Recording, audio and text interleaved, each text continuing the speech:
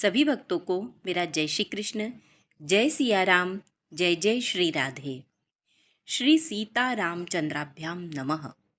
महर्षि वाल्मीकि प्रणीत श्रीमद् वाल्मीकि रामायण का हम अध्ययन एवं श्रवण कर रहे हैं।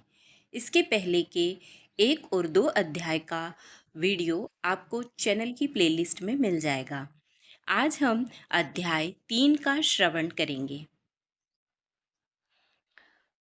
तीसरा अध्याय, माघ मास में रामायण श्रवण का फल। राजा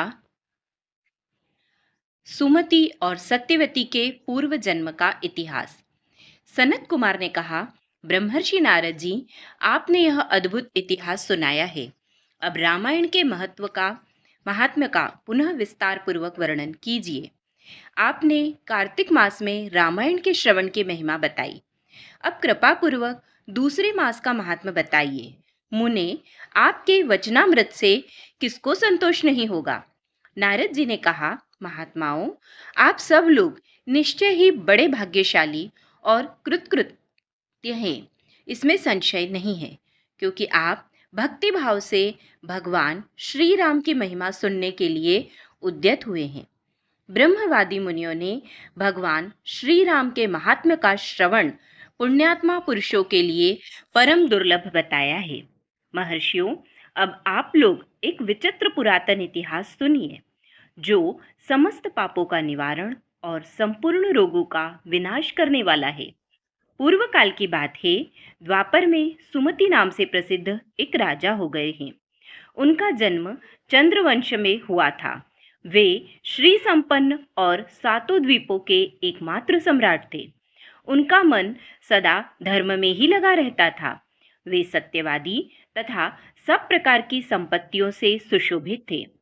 सदा श्री राम कथा के सेवन और श्री राम की ही समाराधना में संलग्न रहते थे। श्री राम की पूजा अर्चा में लगे रहने वाले भक्तों की वे सदा सेवा करते थे। उनमें अहंकार का नाम भी नहीं था। वे पूज्य पुरुषों के पूजन में तत्पर रहने वाले, समदर्शी तथा सद्गुण संपन्न थे। राजा सुमति समस्त प्राणियों के हितैषी, शांत, कृतज्ञ और यशस्वी थे। उनकी परम सौभाग्यशालिनी पत्नी भी समस्त शुभ लक्षणों से सुशोभित थी। उनका नाम सत्यवती था। वह पतिव्रता थी। पति में ही उनके प्राण बसते थे। वे दोनों पति पत्नी सदा रामायण के ही पढ़ने और सुनने में संलग्न रहते थे। सदा अन्न का दान करते और प्रतिदिन जल दान में प्रवृत्त रहते थे। उन्होंने असंख्य पोखरों, बगीचों और बावड़ियों का निर्माण कराया था। महाभाग राजा सुमति भी सदा रामायण के ही अनुशीलन में लगे रहते थे। वे भक्ति भाव से भावित हो रामायण को ही बाँचते और सुनते थे। इस प्रकार वे धर्मज्ञ नरेश सदा श्री राम की आराधना में ही तत्पर रहते थे। उनकी प्यारी पत्नी सत्यवती भी ऐसी ही थी। देवता भी उन दोनों दंपत्ति की सदा भूरी भूरी प्रशंसा करते थे। एक दिन उन त्रिभुवन विख्यात धर्मात्मा राजा रानी को देखने के लिए विभांडक मुनि अपने बहुत से शिष्यों के साथ वहां आए। मुनिवर विभांडक को आया देख राजा सुमति को बड़ा सुख मिला। वे पूजा की विस्तृत सामग्री ले पत्नी सहित उनकी अगवानी के लिए गए। जब मुनि का अतिथि सत्कार संपन्न हो गया और वे शांत भाव से आसन पर विराजमान हो गए, उस समय अपने आसन पर बैठे हुए भूपाल ने मुनि से हाथ जोड़कर कहा। राजा बोले, भगवन, आज आपके शुभागमन से मैं कृतार्थ हो गया, क्योंकि श्रेष्ठ पुरुष संतों के आगमन को सुखदायक बनाकर उनकी प्रशंसा करते हैं। जहाँ महापुरुषों का प्रेम होता है, वहाँ सारी संपत्तियाँ अपने आप उपस्थित हो जाती हैं। वहाँ तेज, कीर्ति, धन और पुत्र सभी वस्तुएं उपलब्ध होती है, ऐसा विद्वान पुरुषों का कथन है। मुने, प्रभो, जहाँ संत महात्मा बड़ी भारी कृपा करते हैं, वहाँ प्रतिदिन कल्याणमय साधनों की वृद्धि होती है। ब्राह्मण जो अपने मस्तक पर ब्राह्मणों का चरणोदक धारण करता है, उस पुण्यात्मा पुरुष ने सब तीर्थों में स्नान कर लिया, इसमें संशय नहीं है। शांत स्वरूप महर्षि, मेरे पुत्र, पत्नी तथा सारी संपत्ति आपके चरणों में समर्पित है। आज्ञा दीजिए, हम आपकी क्या सेवा करें। ऐसी बातें कहते हुए राजा सुमति की ओर देखकर मुनीश्वर विभांडक बड़े प्रसन्न हुए और उन्होंने अपने हाथ से राजा का स्पर्श करते हुए कहा, ऋषि बोले, राजन, तुमने जो कुछ कहा है वह सब तुम्हारे कुल के अनुरूप है। जो इस प्रकार विनय से झुक जाते हैं वह सब लोग परम कल्याण के भागी होते हैं। भोपाल, तुम सन्मार्ग पर चलने वाले हो, मैं तुम पर बहुत प्रसन्न हूँ। महाभाग, तुम्हारा कल्याण हो। मैं तुमसे जो कुछ पूछता हूँ उसे बताओ।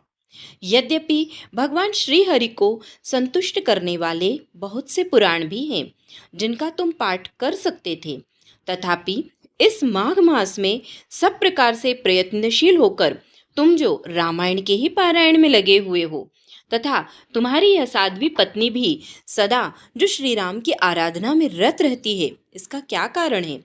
यह वृत्तांत यथावत रूप से मुझे बताओ। राजा ने कहा, भगवन, सुनिए, आप जो कुछ पूछते हैं वह सब मैं बता रहा हूँ। मुने, हम दोनों का चरित्र संपूर्ण जगत के लिए आश्चर्यजनक है। साधु शिरोमणि, पूर्व जन्म में मैं मालती नामक शूद्र था। सदा कुमार्ग पर ही चलता था और सब लोगों के अहित साधन में ही संलग्न रहता था। दूसरों की चुगली खाने वाला, धर्मद्रोही, देवता संबंधी द्रव्य का अपहरण करने वाला तथा महापातकियों के संसर्ग में रहने वाला था। मैं देव सम्मति से ही जीविका चलाता था। गो हत्या, ब्राह्मण हत्या और चोरी करना यही अपना धंधा था। मैं सदा दूसरे प्राणियों की हिंसा में ही लगा रहता था। प्रतिदिन दूसरों से कठोर बातें बोलता, पाप करता और वेश्याओं में आसक्त रहता था। इस प्रकार कुछ काल तक घर में रहा। फिर बड़े लोगों की आज्ञा का उल्लंघन करने के कारण मेरे सभी भाई बंधुओं ने मुझे त्याग दिया और मैं दुखी होकर वन में चला आया। वहां प्रतिदिन मृगों का मांस खाकर रहता था और कांटे आदि बिछाकर लोगों के आने जाने का मार्ग अवरुद्ध कर देता था। इस तरह अकेला बहुत दुख भोगता हुआ मैं उस निर्जन वन में रहने लगा। एक दिन की बात है, मैं भूखा प्यासा, थका मांदा, निद्रा से झूमता हुआ एक निर्जन वन में आया। वहां देवयोग से वशिष्ठ के आश्रम पर मेरी दृष्टि पड़ी। उस समय आश्रम के निकट एक विशाल सरोवर था जिसमें हंस और कारंडव आदि जल पक्षी छा रहे थे। मुनीश्वर, वह सरोवर चारों ओर से वन्य पुष्प समूहों द्वारा आच्छादित था। वहां जाकर मैंने पानी पिया और उसके तट पर बैठकर अपनी थकावट दूर की। फिर कुछ वृक्षों की जड़ें उखाड़कर उनके द्वारा अपनी भूख बुझाई। वशिष्ठ के उस आश्रम के पास ही मैं निवास करने लगा। टूटी फूटी स्फटिक शिलाओं को जोड़कर मैंने वहां दीवार खड़ी की। फिर पत्तों, तिनकों और काष्ठों द्वारा एक सुंदर घर बना लिया। उसी घर में रहकर मैं व्याधों की वृत्ति का आश्रय ले नाना प्रकार के मृगों को मारकर उन्हीं के द्वारा 20 वर्षों तक अपनी जीविका चलाता रहा। तदंतर मेरी ये साध्वी पत्नी वह मेरे पास आई। पूर्व जन्म में इनका नाम काली था। काली निषाद कुल की कन्या थी और विंध्य प्रदेश में उत्पन्न हुई थी। उसके भाई बंधुओं ने उसे त्याग दिया था। वह दुख से पीड़ित थी। उसका शरीर वृद्ध हो चला था। ब्रह्मन, वह भूख प्यास से शिथिल हो गई थी और इस सोच में पड़ी थी कि भोजन का कार्य कैसे चलेगा। देवयोग से घूमती घामती वह उसी निर्जन वन में आ पहुंची जिसमें मैं रहता था। गर्मी का महीना था। बाहर इसे धूप सता रही थी और भीतर मानसिक संताप अत्यंत पीड़ा दे रहा था। इस दुखिनी नारी को देखकर मेरे मन में बड़ी दया आई। मैंने इसे पीने के लिए जल तथा खाने के लिए मांस और जंगली फल दिए। ब्राह्मण, काली जब विश्राम कर चुकी तब मैंने उससे उसका यथावत वृत्तांत पूछा। महामुने, मेरे पूछने पर उसने जो अपने जन्म कर्म निवेदन किए थे उन्हें बताता हूँ, सुनिए। उसका नाम काली था और वह निषाद कुल की कन्या थी। विद्वन, उसके पिता का नाम दाम्भिक या दाविक था। वह उसी की पुत्री थी और विंध्य पर्वत पर निवास करती थी। सदा दूसरों का धन चुराना और चुगली खाना ही उसका काम था। एक दिन उसने अपने पति की हत्या कर डाली, इसलिए भाई बंधुओं ने उसे घर से निकाल दिया। ब्राह्मण, इस तरह परित्यक्ता काली उस दुर्गम एवं निर्जन वन में मेरे पास आई थी। उसने अपनी सारी करतूतें मुझे इसी रूप में बताई थी। मुने, तब वशिष्ठ जी के उस पवित्र आश्रम के निकट मैं और काली दोनों पति पत्नी का संबंध स्वीकार करके रहने और मांसाहार से ही जीवन निर्वाह करने लगे। एक दिन हम दोनों जीविका के निमित्त कुछ उद्यम करने के लिए वहां वशिष्ठ जी के आश्रम पर गए। महात्मन वहां देवर्षियों वहां देवर्षियों का समाज जुटा हुआ था। वही देखकर हम लोग उधर गए थे। वहां माघ मास में प्रतिदिन ब्राह्मण लोग रामायण का पाठ करते दिखाई देते थे। उस समय हम लोग निराहार थे और पुरुषार्थ करने में समर्थ होकर भी भूख प्यास से कष्ट पा रहे थे। अतः बिना इच्छा के ही वशिष्ठ जी के आश्रम पर चले गए थे। फिर लगातार 9 दिनों तक भक्ति पूर्वक रामायण की कथा सुनने के लिए हम दोनों वहां जाते रहे। मुने, उसी समय हम दोनों की मृत्यु हो गई। हमारे उस कर्म से भगवान मधुसूदन का मन प्रसन्न हो गया था। अतः उन्होंने हमें आने के लिए दूत भेजे। वे दूत हम दोनों को विमान में बिठाकर भगवान के परम पद उत्तम धाम में ले गए। हम दोनों देवाधिदेव चक्रपाणि के निकट जा पहुंचे। वहां हमने जितने समय तक बड़े बड़े भोग भोगे थे वह बता रहे हैं, सुनिए। कोटि सहस्त्र और कोटि शतयुगों तक श्री राम धाम में निवास करके हम लोग ब्रह्मलोक में आए।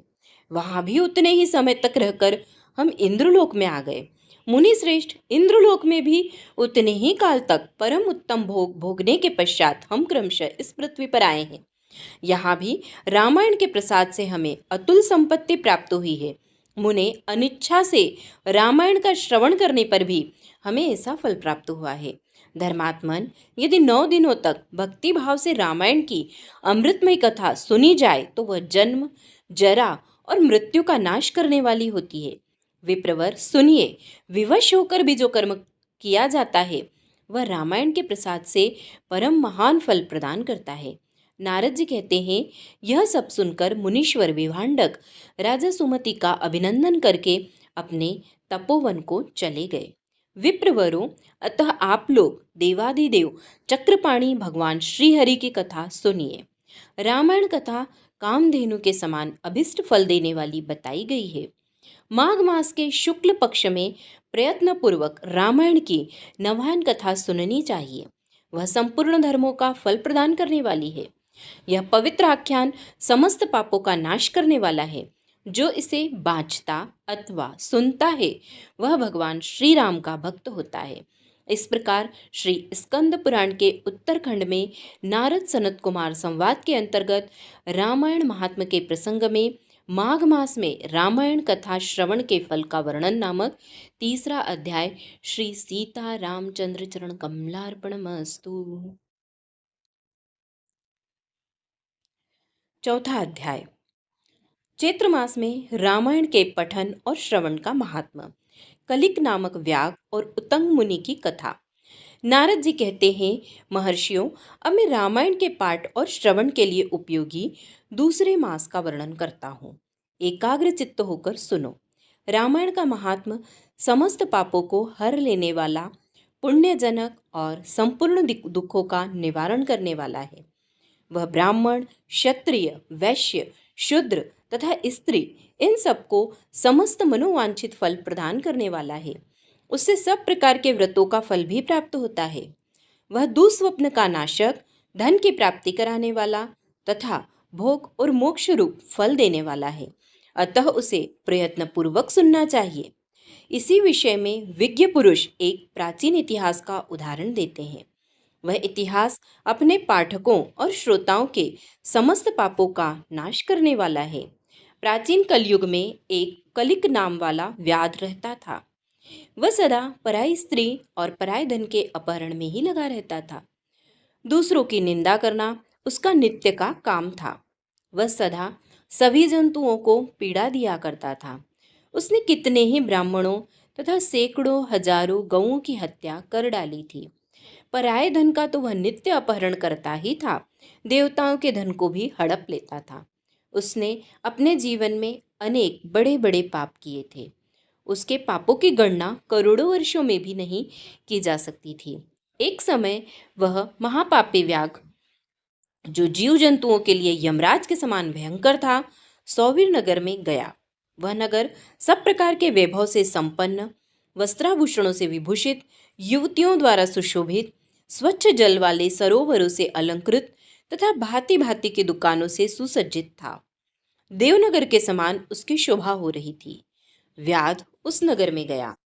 सौवीर नगर के उपवन में भगवान केशव का बड़ा सुंदर मंदिर था, जो सोने के अनेकानेक कलशों से ढका हुआ था। उसे देखकर व्याध को बड़ी प्रसन्नता हुई।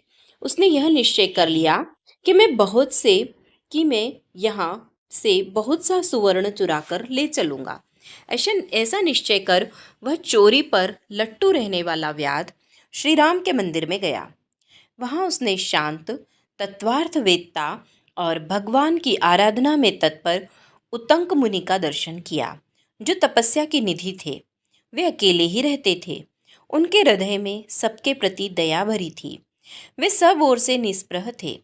उनके मन में केवल भगवान के ध्यान का ही लोभ बना रहता था। उन्हें वहां उपस्थित देख व्याध ने उनको चोरी में विघ्न डालने वाला समझा। तदंतर जब आधी रात हुई तब वह देवता संबंधी द्रव्य समूह लेकर चला। उस मदोन्मत्त व्याध ने उत्तंक मुनि की छाती को अपने एक पैर से दबाकर हाथ से उनका गला पकड़ लिया और तलवार उठाकर उन्हें मार डालने का उपक्रम किया। उत्तंग ने देखा व्याघ मुझे मार डालना चाहते हैं, तो वे उससे इस प्रकार बोले। उत्तंग ने कहा, ओ भले मनुष्य, तुम व्यर्थ ही मुझे मारना चाहते हो। मैं तो सर्वथा निरपराध हूँ।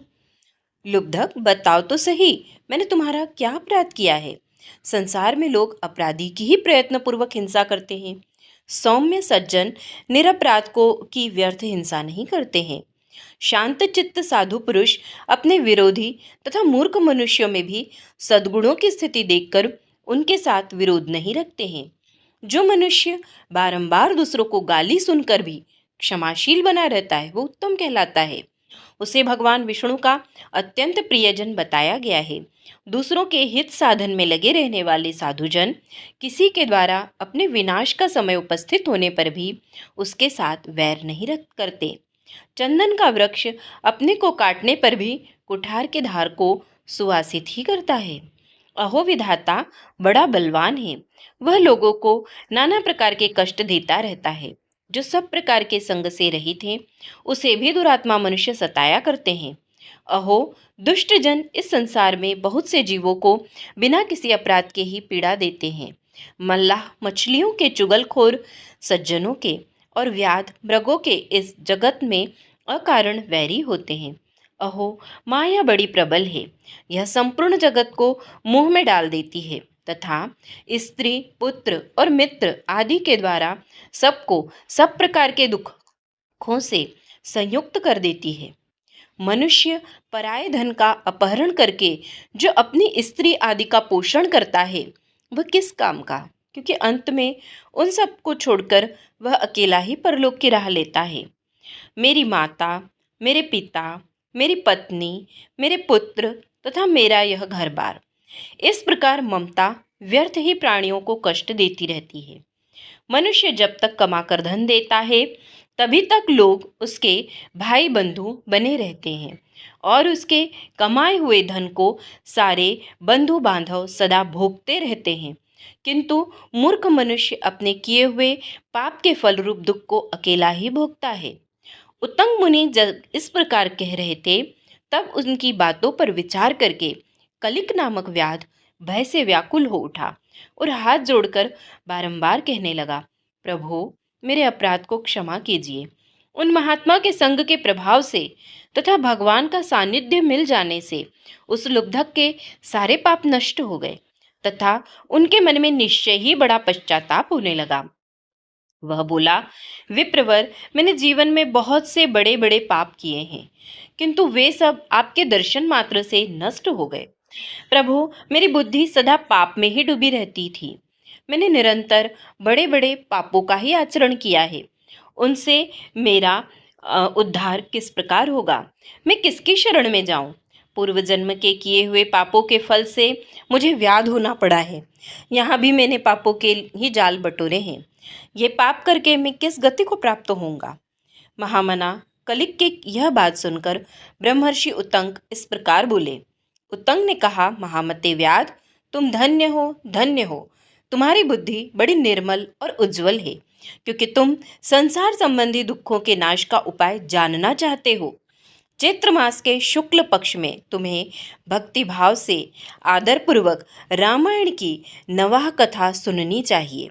उसके श्रवण मात्र से मनुष्य समस्त पापों से छुटकारा पा जाता है। उस समय कलिक व्याध के सारे पाप नष्ट हो गए। वह रामायण की कथा सुनकर तत्काल मृत्यु को प्राप्त हो गया। व्याध को धरती पर पड़ा हुआ देख दयालु उत्तंग मुनि बड़े विस्मित हुए। फिर उन्होंने भगवान कमलापति का स्तवन किया। रामायण की कथा सुनकर निष्पाप हुआ व्याध दिव्य विमान पर आरूढ़ हो उत्तंक मुनि से इस प्रकार बोला, विद्वन, आपके प्रसाद से मैं महापातकों के संकट से मुक्त हो गया। अतः मैं आपके चरणों में प्रणाम करता हूँ। मैंने जो किया है, मेरे उस अपराध को आप क्षमा कीजिए। सूत जी कहते हैं, ऐसा कहकर कलिक ने मुनि श्रेष्ठ उत्तंग पर देव कुसुमों की वर्षा की और 3 बार उनकी परिक्रमा करके उन्हें बारंबार नमस्कार किया। तत्पश्चात अप्सराओं से भरे हुए संपूर्ण मनोवांछित भोगों से संपन्न विमान पर आरूढ़ हो वह श्रीहरि के परम धाम में जा पहुंचा। अतः विप्रवरों, आप सब लोग रामायण की कथा सुने। चैत्र मास के शुक्ल पक्ष में प्रयत्न पूर्वक रामायण की अमृतमयी कथा नवाह पारायण अवश्य सुनना चाहिए। इसलिए रामायण सभी ऋतुओं में हितकारक है। इसके द्वारा भगवान की पूजा करने वाला पुरुष मन से जो जो चाहता है उसे निसंदेह प्राप्त कर लेता है। सनत कुमार, तुमने जो रामायण का महात्मा पूछा था वह सब मैंने बता दिया। अब और क्या सुनना चाहते हो? इस प्रकार श्री स्कंद पुराण के उत्तरखंड में नारद सनत कुमार संवाद के अंतर्गत रामायण महात्मा के प्रसंग में चैत्र मास में रामायण सुनने के फल का वर्णन नामक 4था अध्याय श्री सीता रामचंद्र चरण कमलार्पणमस्तु।